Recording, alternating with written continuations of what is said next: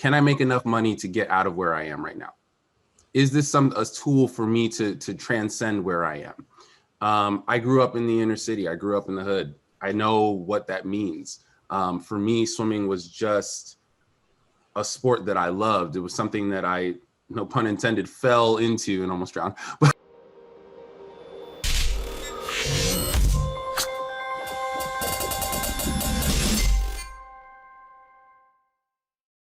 Hey, it's Kellen, and today it's going to be a special episode because I have an Olympian gold medal winner, Cullen Jones. Now, I know you guys thought I was the fastest swimmer out there because you see me in the pool all the time, just getting busy, but I will gladly give up my title and say Cullen can beat me by far, right? He's proven it. We've seen him in the Olympics. Cullen, welcome to the show. How are you doing today? Kellen, I'm good. And we were talking a few minutes ago. It's very funny. Our names are very close. I'm doing well. Yeah. You know, I always said I have a twin somewhere around the world. So if not for me being 7 feet tall and you only being 6'5", we were identical. And the hair. And you have the luxurious hair. I don't have that. You know, you got the good genes. This is a rebellion to say I'm an entrepreneur and I do what I like to do. I like it. Now, you know, I really wanted you to come on, and I know you're talking about the importance of swimming, whatnot, and we're going to talk about all of that, but we're also going to talk about, which I know you have talked about in the past, about why, you know, African Americans and many people who maybe can't afford swimming lessons, why it's important for them to swim. So if we can get on to it and just, you know, give your introduction and let's give the game on swimming. Absolutely. You know, I had humble beginnings at the age of 5 of almost drowning. And I think my story is just the true testament of what can possibly happen with a dedicated group of parents pushing you to not go with the stereotype that we hear in the Black community so often, that this is something we don't do. My mom didn't know how to swim. She said, no, this isn't going to happen. You're going to learn to swim. And then 20 years later, I become an Olympian. And right after that, a friend of mine said, do you know what you just did for the sport in general? And I had no idea what he meant by it. And then USA Swimming Foundation and Phillips 66 approached me with the drowning statistics. And at that time, 70% of African Americans didn't know how to swim. And so I started thinking about my family members, my friends. They used to look at me crazy because I swam and didn't play football and basketball. But then after I brought back the gold medal, it was like, oh, wait, yeah, how's swimming going, Cullen? Yeah, it changed everything when you bring home a gold medal. But those were the people that I started realizing they weren't safe around water. They didn't feel comfortable around water. And they were the quickest people to go on vacation and then be around water. So I knew this is my way of giving back to my sport, giving back to my people, my group, by working with the Make a Splash initiative. Now, this year is a little bit different. We don't want to be tone deaf to what's going on right now. COVID-19 has hit everybody, but we're starting to see those numbers creeping up again. We've been working 12 years. We've seen the numbers kind of dip. And then COVID hits, everyone's home. Swim lessons have been coming to a halt because everything has been closed down. And we're starting to see those numbers come up. But the CDC says that COVID cannot be transmitted on top of chlorinated water. So I'm here with you, Kellen, to tell the world that you still need to get your kids safe around water. Getting water lessons is all year round thing. Saving lives is always in season. We want to keep these swim lessons going, and we want people to understand the importance still of learning how to swim. And we know the, you know, racial segregation and, you know, Black folks couldn't always have access to a pool, but there were, you know, at least in my family in Oakland, California, my mother would talk about you couldn't graduate high school unless you knew how to swim. Right.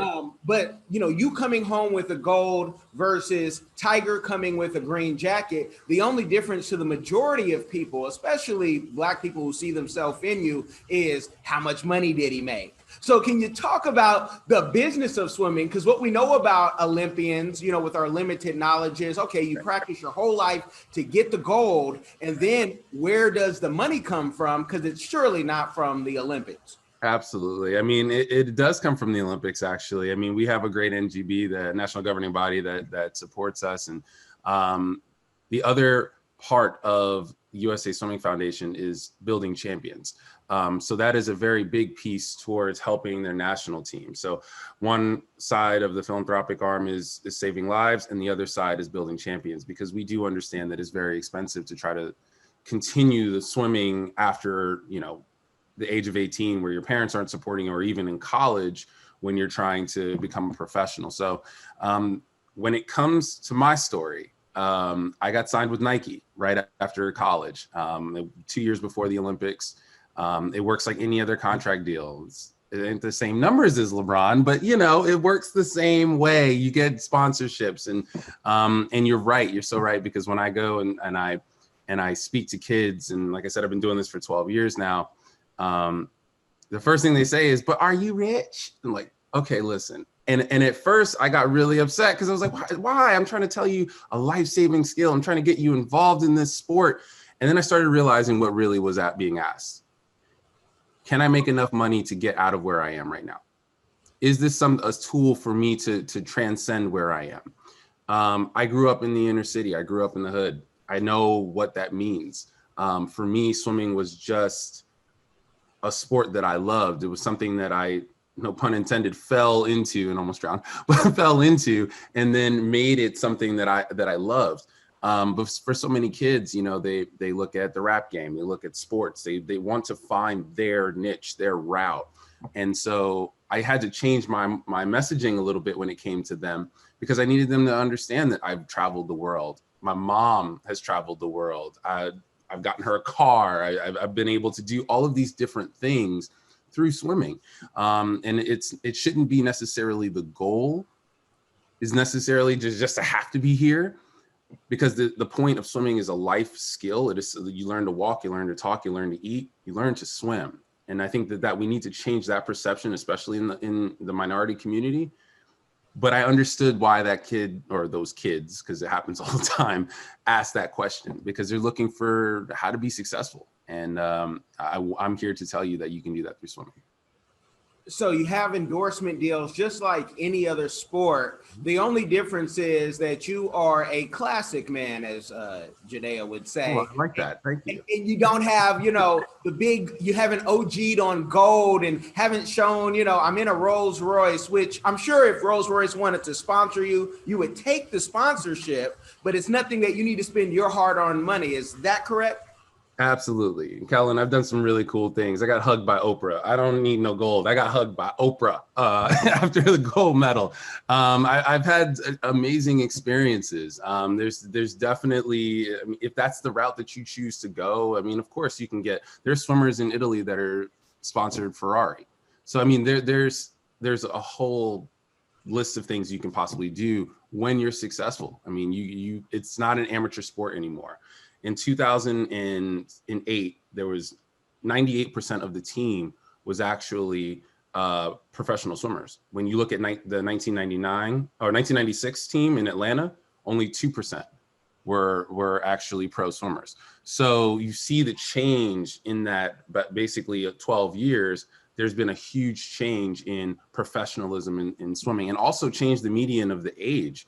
We used to see swimmers stop swimming right after college, 22 years old. Now you have swimmers. I retired at 36 or 35. So you're seeing people stay in the sport longer. You're seeing the longevity. You're seeing people be a professional in swimming longer.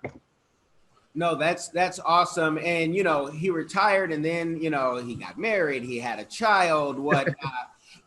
Can you talk about, life after swimming, and are you going to have a book? Are you going to have courses on swimming, or how to persevere, even though you might not be in the coolest sport, but you're the best in it growing up? Is there anything else that you plan on doing, as far as giving to the people?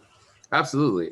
Working with USA Swimming and Phillips 66 with Make a Splash it's been my life's work outside of trying to touch the wall first in swimming. So I'm going to continue that. I'm working with different ambassadors with the USA Swimming Foundation. And I think that that's my way of continuing to give back. Is there a book? I've started writing a couple of chapters. I'm an English major, but I haven't, pushed it too far. I think the biggest news is that was just released is that I started working with Speedo again as a philanthropic sales manager. So through that, I am trying to find ways to give back as well. I'm huge into philanthropy, and for Speedo to understand that and to try to weave me into the brand, I think not only is genius by our president, Jim Gerson, but also it's an amazing move to see them want to give back in such a big way. So I'm in charge of that. That's my way of giving back. And the other way is to show you that my kid at 15 months is getting swim lessons. I'm gonna practice what I preach. I'm telling everybody for 12 years, you got to get your kids into swimming. You got to get your kids. My son is in swim lessons at 15 months. He started at 6 months. So I practice what I preach. And every single time that I'm able to say something in media, I tell them, I know I'm a parent now. I know COVID is happening right now, but there are positive ways to have swim lessons. People are doing it. They're following the mandates, having glass shields. I had a swim lesson teacher come in with gloves in the water. And we already know the CDC says that it can't be transmitted on top of water. So people are going over and above to try to make sure that these swim lessons are safe. So I'm practicing what I'm preaching, Kellen. I want people to understand the importance of getting your kids and adults to learn how to swim. Now, with your 15-month-old being able to do that, you know, we see many of those type of YouTube videos. Do you have a YouTube channel or a TikTok people can follow you and see, you know, what you're doing? So I will be honest, I have not jumped on TikTok yet. Actually, I jumped in, jumped out. I'm waiting for him to start dancing so that we can do it together. But yes, I'm going to get on TikTok soon. YouTube channel, I do not have a YouTube channel yet. But everything I have is Instagram, Snap, all of the above, Twitter, Facebook. I mean, damn, that made me sound really old. I'm sorry. I got to get a TikTok. I'm on it. I'll get a TikTok. Well, you know, and you have a team, so you don't have to do everything, and that's a beautiful thing. Wouldn't it be cool if you had a book and it was like a waterproof book, or you could only see it if you got the book wet, you know, and the ink appeared that just came out. Now you weren't kidding about being an entrepreneur. I saw the it clicking for you right there. You have to read it underwater. There you go. Yeah, like a dolphin, and you know we got the mask, the snorkel mask, and you know you're gonna make them, you know, work. What about, and you've talked about it throughout, you know, this short interview, but what is your community give back? Maybe this is it, but maybe you have something that you are doing that you haven't spoke about or that you want to do in the future. Oh, you know, I think one of the biggest things, again, in my position with Speedo is trying to figure out all of those different avenues. I think social entrepreneurship is something that a lot of people are interested in. I think through the brand of Speedo, I'm working with them on that. Personally, this is what I do. I travel the world. I travel nationwide for this initiative, for this work. And once those things open up, we will start the tour again. God willing, and I'll be able to go out with, you know, the medals and get excited with other ambassadors about teaching children to learn how to swim and the importance of learning how to swim. We're seeing these numbers creep up, and Kellen, I got to tell you, it frightens me that we're going to go back to what we did before, especially for the Black community. As a Black man, trying to break the stereotype that we don't swim, we don't do this, and so being closed off, people feeling like they can't be around water, they're not going to be around water, they're not getting the swim lessons. And then on another level, lifeguards aren't being taught. So we have all of these parents that believe that, oh, well, their lifeguard will watch my child when I go swim, or when he or she goes swim. No. We might not have enough lifeguards for that because we're not training them. So I'm starting to see other paths where there are issues. And so again, I thank you for having me on, because this is giving me another platform to try to get people to understand, policymakers, parents, guardians, to understand that we can't slip back. We've seen the numbers drop from 70% in the African American community in 2009. And now here we are in 2016, when they did the study again, we're at 64%. And now when we just looked this past month, it's starting to creep up again. So right now, my focus, although you're inspiring me to make a waterproof book, it's really to focus on trying to get these numbers back down. Now, us not being so excited about swimming, it's all about exposure. The Olympics only happens, every 4 years. Where can you see Black folks swimming if you don't have your own pool or a community pool?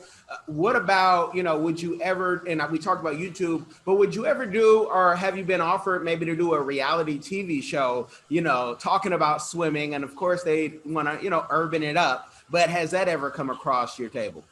It's been something that it hasn't been specifically swimming that I've been asked to be on reality television for, but it is a great idea to do so. I know that after the George Floyd, I struggle with the word, what happened to George Floyd. I know that all of the Black swimmers got together. We started a coalition called Black Leaders of Aquatics Coalition. And we are now thinking about how we want to be represented. And graciously, USA Swimming, as we spoke with them, they have, brought us right in and are really talking to a lot of the issues that we're seeing within the sport. Wanting to be more inclusive, wanting to make sure that that child that keeps coming up and asking us, well, are you rich? We want to show them the path. We want to explain to them how to do it. Now, if that's YouTube, if that's the way to do it, then I think it's a great idea. But we're sitting around the table. We're sitting around the table the way we've never have in the past. So I think that that's another big step towards doing something where we are showing this young generation that swimming is cooler, even though you said it wasn't cooler than what most people think as little briefs. I'm sorry, Speedos. Well, I think swimming is cool. And so, I meant, for the masses, when you see LeBron shooting a basketball and you can take the ball, go to the court versus where am I going to find a pool? Or, again, how do I secure the bag doing that? Because, everybody wants to at least have a little money so they're not, struggling. So that's the beauty of this initiative and this partnership with USA Swimming Foundation and Phillips 66. You can go to usaswimming.org/saving lives, and you can find pools and swim lessons near you. The partnership, thanks to Phillips 66, they've donated so much money that now there is no reason why children shouldn't learn how to swim, because they are at low cost and no cost. And we have local partners all over the US. We're in every state now. So just by going to usaswimming.org/saving lives, you can find a pool near you, and there's no reason. Go find the pool, learn to swim. Because so many people unfortunately believe that this is just a May thing. Oh, it's the summer. Summer's coming. No. I have so much. I'm a parent now, so I get so much of my friends. They come by and they're like, Cullen. Oh no, I got to get my kid into swim lessons because it's the summer. No, you're too late.